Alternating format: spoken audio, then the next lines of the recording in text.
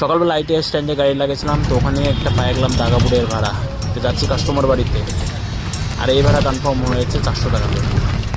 মাল লোডিং করিনি।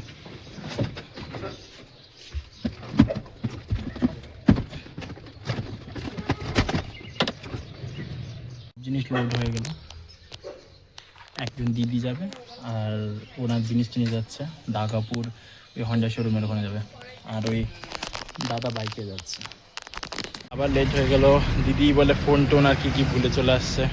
তা আমি বললাম ঘুরিয়ে নিয়ে যাই, উনি বলছে না না আমি গিয়ে ম্যানেজ করে নিয়ে চলে আসবো, তোমার অসুবিধা হবে।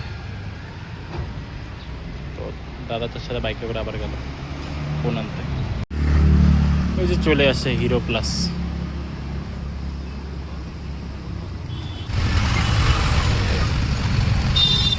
ওনাদের বাড়িতে আসছি, তো শিফট হয়ে গেল বাইকে, ভাঙা রাস্তা করে ড্রপ করে দিলাম আর বেরিয়ে গেলাম গা।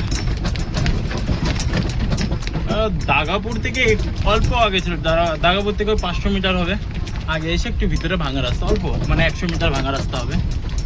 আমি 400ই বলছিলাম, তো বলছে হ্যাঁ তুমি 400 বলছো, 400-এর টিকে আছো বলতেছে। আমি বললাম তোমাদের জিনিসও যাবে না, আমাদের ভিতরে জ্যোতিনগর থেকে ভিতর থেকে নিয়ে গেল জিনিসগুলো। আজকের মধ্যে এইটুকুই, বাই বাই। সবাই লাইক করো, সাপোর্ট করো, শেয়ার করো।